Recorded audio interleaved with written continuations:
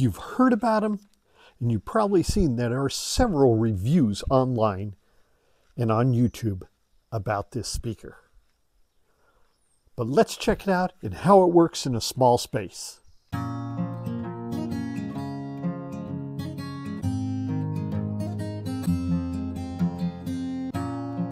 Hi everyone, Mark from Audio Pursuit, where I review gear for small spaces. And in this episode, I want to talk to you about the KEF Q150 bookshelf speaker. Now, these speakers have been getting a lot of notoriety since they came out a few years ago, and with good reason. First of all, it's KEF, and second of all is because they started off with a price of like $5.99, but they quickly started putting them on sale for $2.99 to $3.50 for the pair. And with that, they garnered a lot of attention and a lot of sales. The Q150 cabinet is 12 inches high, 7 inches wide, and 11 inches deep.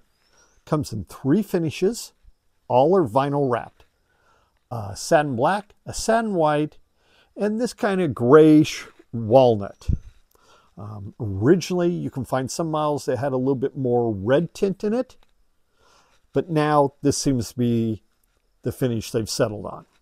The balance of the specs are, this thing goes from 51 Hertz, according to the manufacturer, up to 28 kilohertz. It is 86 dB efficient at 8 ohms nominal. The driver, of course, is KEF's UniQ concentric driver. As you can see, it is a 5.5 inch. And of course, the 1 inch tweeter built into the center using the cone as its wave guide.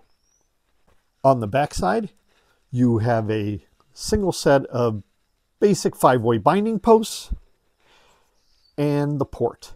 Now, the nice thing about this port, and I want to emphasize this, is that it is flared out. It is not a straight tube. And because of that, and something that I believe and some other people believe as well, so this has really eliminated a lot of the chuffing that you hear, especially in small speakers, when you're driving them fairly hard and the bass gets going. And so that kind of smooth flare out makes a difference. So kudos to KEF engineers. And finally, these weigh 12 pounds each, so they're not particularly heavy. And if you hear it, you can hear they're a bit hauled, so there isn't a whole lot of bracing on the inside. Slight bit surprising, but remember, this is their introductory line. It is their budget line. So in that case, some corners are going to be cut to meet the price point. So during my 51 hours of listening to the Q150, I listened to it from amps from 30 watts per channel on up to 600. And the one thing I can say is that really the sweet spot for these was anywhere between 60 and 200. Up and beyond that, I mean, the bass became overly dominant in my small room, which is 11 by 10 square feet. Placing the Q150s, you want to get them away from the wall. These end up being about 24 inches out from the front wall, and from my side walls, they're in about 30 inches. Now, I did tow them in just to the outside of my ears. I found that worked just about right. And of course, I used my Celestion SI stands, which are sand filled, and found the placement just after a little bit of dialing in. Not a whole lot, worked just fine. Time to talk about how these sound.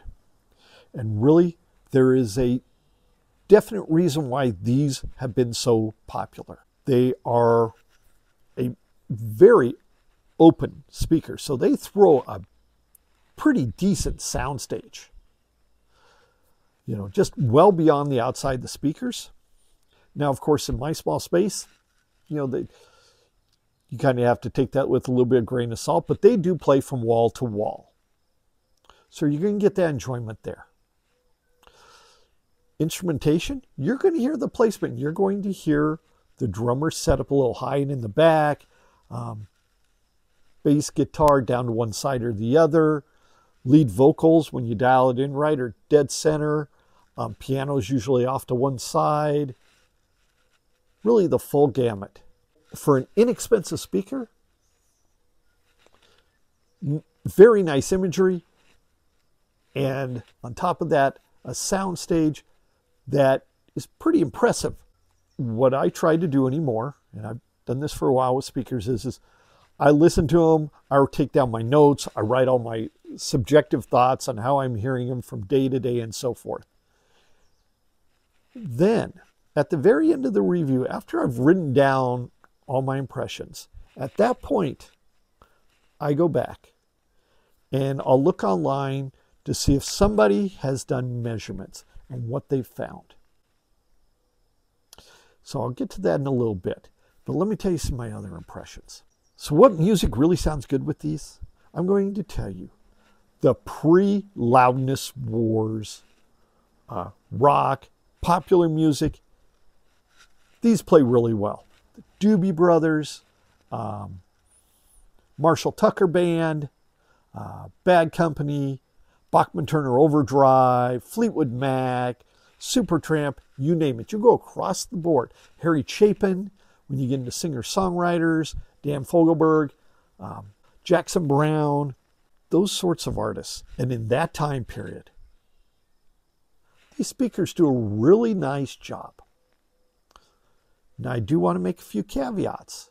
Is the fact that they are not the absolute clearest in their mid-range. Male vocals can come off a little bit nasally. And I'll get to the reasons why in that in a little while. So just be understanding, at $299 a pair when they're on sale to $350, you're going to have compromises. You can't do everything. And that's okay. You know, we're not looking for $5,000 sound. It's just not going to happen. But you do get an engaging sound. And this is where KEF has its magic in place, in that they understand that you want engagement. You want people to kind of say, oh, that was cool sounding right there. And hey, that instrument is placed over there. That's what it's all about. And so they engage you with that sound. And in this small space of mine, they did a lot of it. One group that sounded really good on these was Heart, Ann and Nancy Wilson. Listen to Dog and Butterfly on these. I mean, their voices just match up really well. You hear it in their instrumentation. There's nice separation. You feel what I believe the artist wanted you to feel, is that there's this passion there in this song. Another great classic rock and roll from this song from the 1970s was Kansas, Dust in the Wind.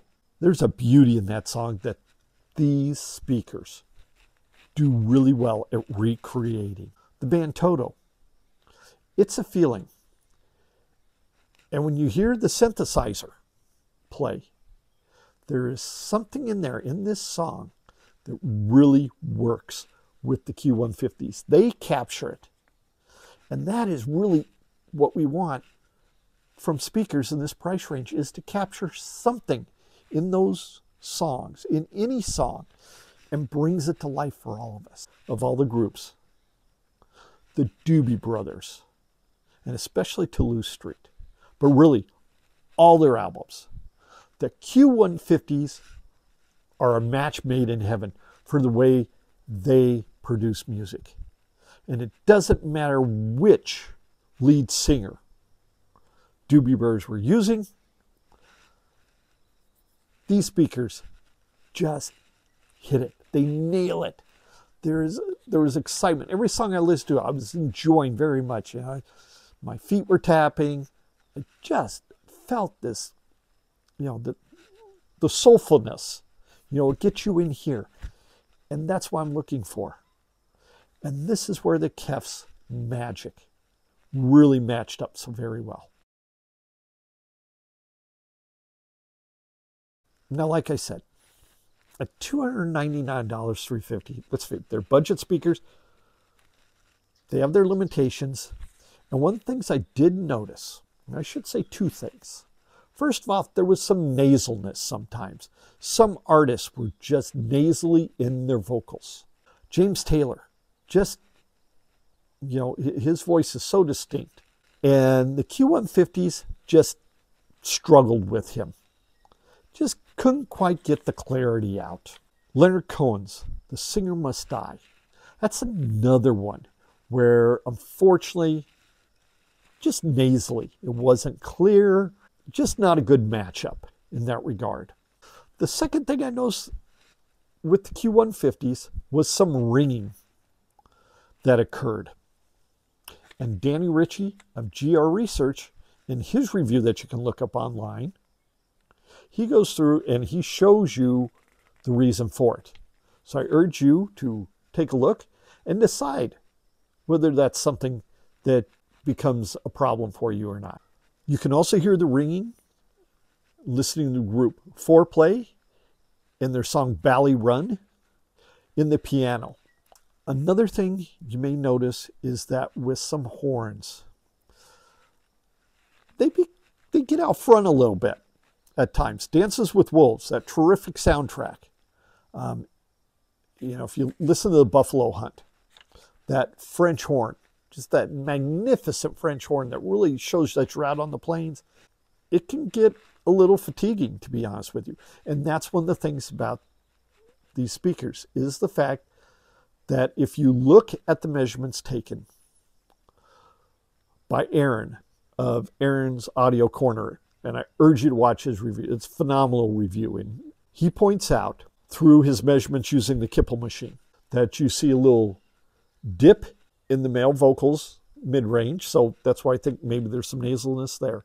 But also in the high frequencies, there is a ridge. And that ridge, to me, was part of the problem with the brashness. And over time, let's say after about an hour and a half or so, my ears began to get fatigued with these speakers. There was just, at times, it was just too much. It just needed to be smoother in the treble frequencies. If you go into classical music, you're going to hear some of that same problem where that nasalness, which also in the mid-range creates a little fuzz. The clarity compared to my last review, which were the outstanding little Vanguard Scouts, or that wonderful mid-range that it has, this mid-range is drier. It doesn't have that soulfulness that the Vanguard Scouts did. Now, the soundstage is bigger, the frequency response is wider. These dig deeper. The bass on these, and what's really interesting is they have that KEF shelf where it drops, starting to drop off, and then gives you a shelf and then drops off some more. Once again, check out Aaron's Audio Corner's review to see what I'm talking about there. So there are so many good things with this. But if you're an absolute mid-range nut and you crave mid-range, you may want to audition these and decide if they work for you. Overall, what do you get? And like I said, I wouldn't buy these for anything other than the sale price of $299 to $350. They're definitely ones you should try out and take a listen for yourself and see what you think. There's lots to like about the KEF sound. I mean, it is engaging. The placement and the imagery are first rate at this price point. But once again, you're going to deal with, it doesn't have that crystal clarity in the mid-range.